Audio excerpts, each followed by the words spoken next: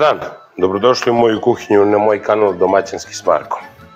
Dragi moji domaćini i domaćice, danas pravimo testo za picu. Što je bolje moguće.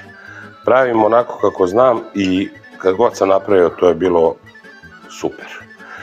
Ovako, šta nam je potrebno za to? Pola kilograma brašna tip 400, mekog.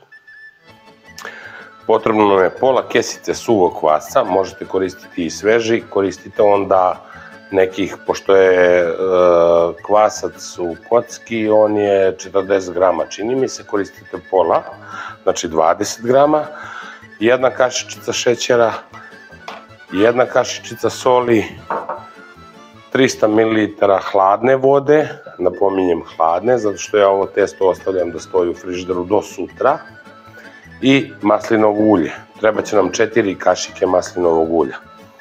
Procedura je sljedeća. Brašno napravite ovako rupu,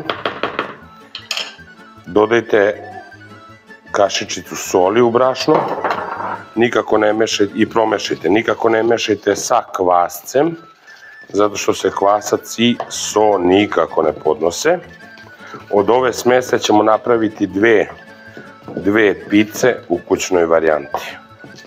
Mislim, neće biti one kao iz pizzerije. Mislim, trudimo se da budu kao iz pizzerije, ali peku su u rerni, ne peku su u pizza pećima, jer dosta od toga zavisi. Evo ovako, kada smo ovo sve lepo promešali, ovo sklanjamo, uzimamo ovu činiju. U ovu činiju dodajemo pola suvog kvasca, dodajemo kašičicu šećera i dodajemo ovako malo vode. Također sve to lepo izmešamo, sačekamo nekih minut, dva da se ovaj kvasac rastopi. Ovako sučemo sve sa ovog oboda. I sačekamo da se ovaj kvasac lepo sav rastopi, ako možemo da razbijemo, pošto je voda hladna, nije mlaka, nije topla, nego je bukvalno hladna voda. Ne želimo da krene odmah aktivacija ovog kvasca, ali samo sačekamo da se on lepo sa ovom vodom rastopi. Evo ovako.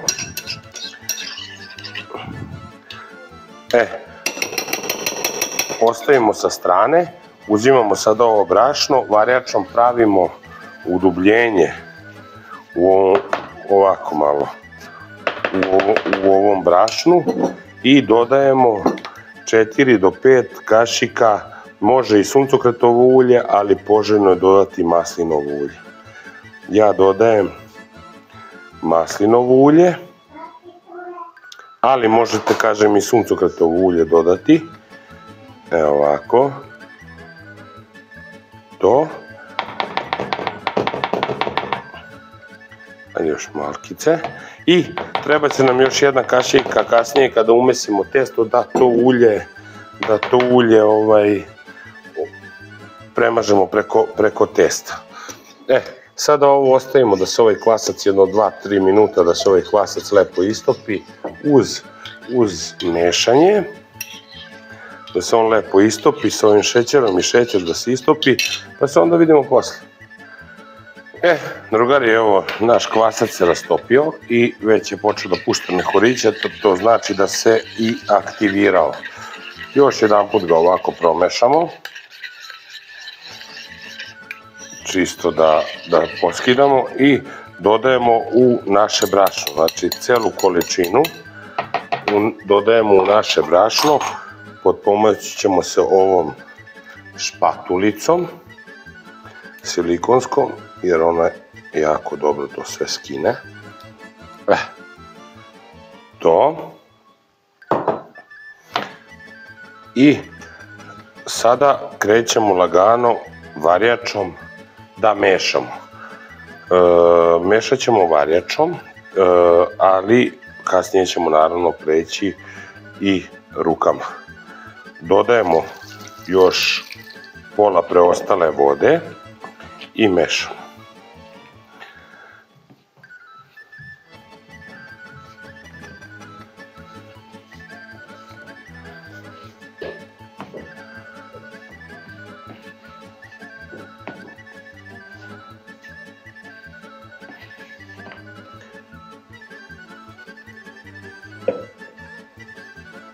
Evo, dodali smo sad svu vodu i nastavljamo da mešamo. Delovat će vam da je to sve suvo, međutim, ono treba da bude lepljivo i da bude jako mekano. Mislim, jako mekano, treba da bude mekano, onako srednje testo, srednje mekano, a opet treba da bude i lepljivo malo za ruke, da bi bilo idealno. Ovako, kad ovo sve odradimo,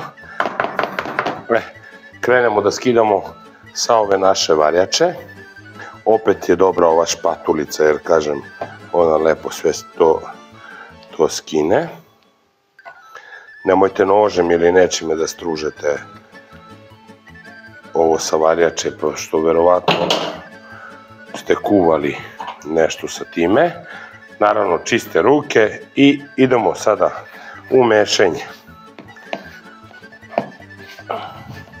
Skidamo u ovom trenutku, nemojte kasnije, ali u ovom trenutku možemo da skinemo sa oboda činije ovo što je ostalo, zato što još testo nije umešano. Posle ćemo to da sve doradimo na radnoj površini, ali da pokupimo sa činije ovo, da se ne suši i da ne budu grudvice. Mada ovo nije ni problem i ako bude neka grudvica, jer ovo testo nije za pite, nije za nešto, ne razvlači se toliko tanko, pa da može da smetaju te grudvice kasnije da testo puca kada se pite razvlače.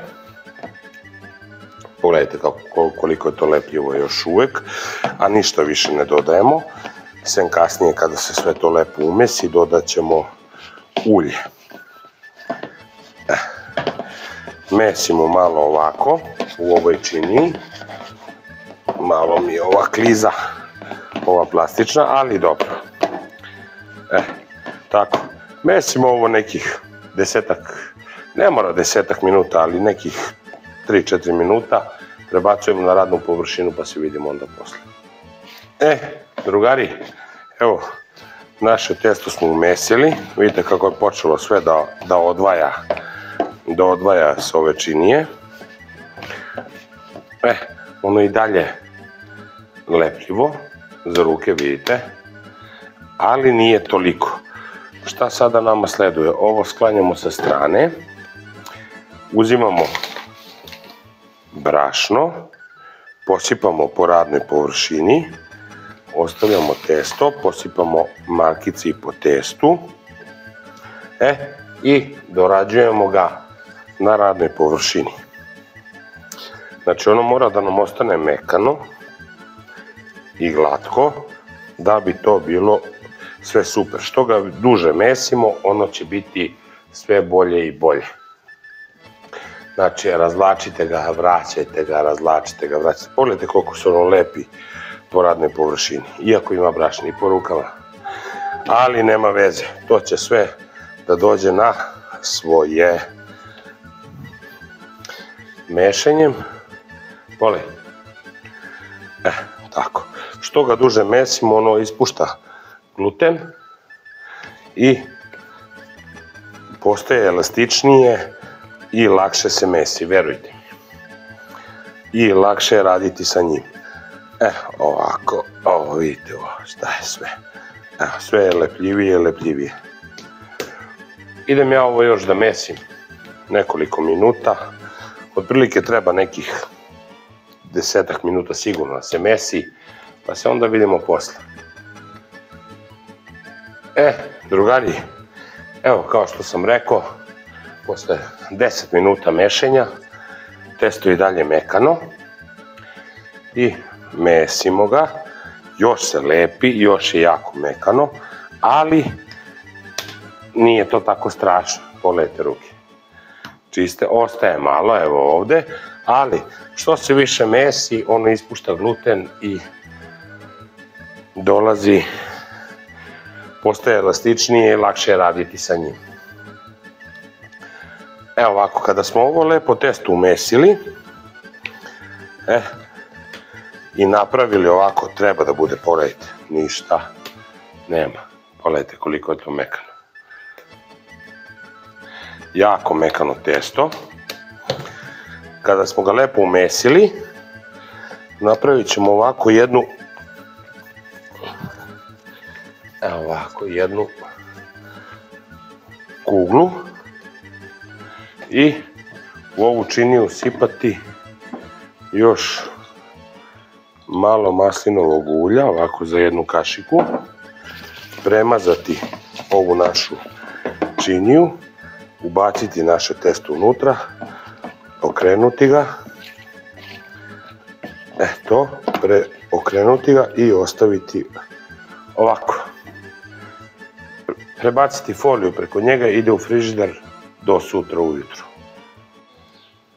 Drugari, evo naše testo je stajalo u frižideru tokom cele noći i sada pravimo picu. Nećemo ništa puno da ga premesujemo, samo ćemo da dobro pobrašnjavimo radnu površinu. Ovako, jako lepo, sa dosta brašna. I testo ćemo da izručimo na to, ono, uhvatilo vakum. Sad ću da vidim, evo ovako, evo ga. Ono je hladno.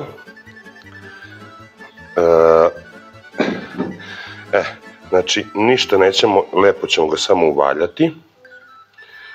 Ovako. U ovo brašno i podeliti na tri jednaka dela od kojih ćemo praviti, jer pravimo 3 pice. Evo ovako. Otprilike su jednake veličine. Napravit ćemo loptice i ostaviti sa strane. Ostavit ćemo sa strane da stoje, a od jednog testa pravimo našu picu. Jednu. Evo ovako. Ovo. I ovo. Pa od ovoga ćemo praviti picu. Evo ovako.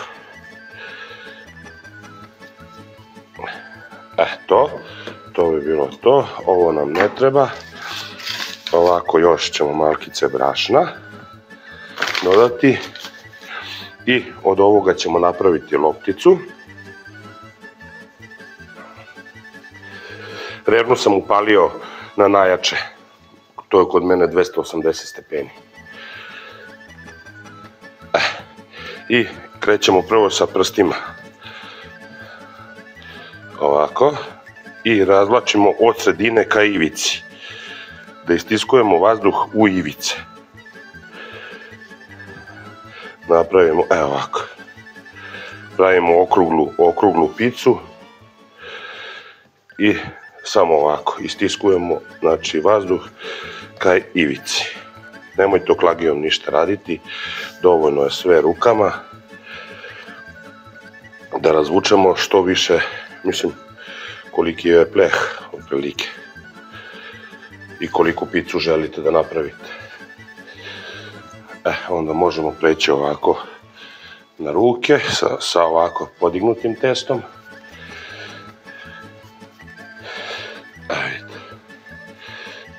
Znači na pesnice i razvlačite. Evo ovako. Idemo.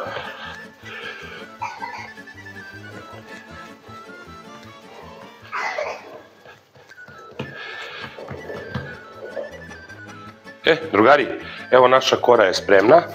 razvučena. Ja sam ovde stavio ispod papir za pečenje i koru sam navukao na papir za pečenje. Što se tiče nadevanja pice, možete da radite po svom ukusu. Znači, ja pravim klasičnu kapricozu, tako da idemo sada sa paradajz pelatom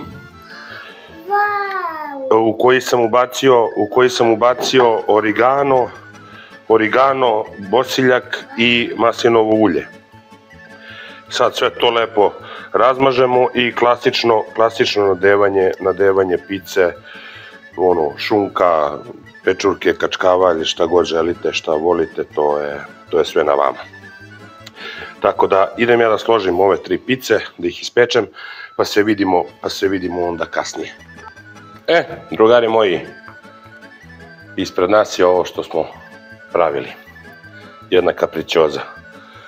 Ovo je bolje nego u pizzeriji. Sad možete je seći kako god da želite. Možete ovako manje kockice, možete ovako po dijagonali pa da dobijete trougliće. Ja ću tako, samo što ja nisam baš vičan puno sa ovim nožem, ali ovako i ovako. Miris ne mogu da vam prenesem, ali je fenomenalan. Sad možemo i ovako na neke manje trougliće. Evo ovako.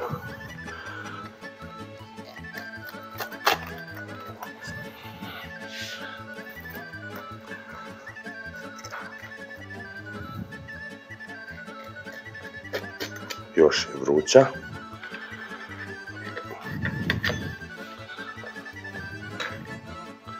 Pogledajte.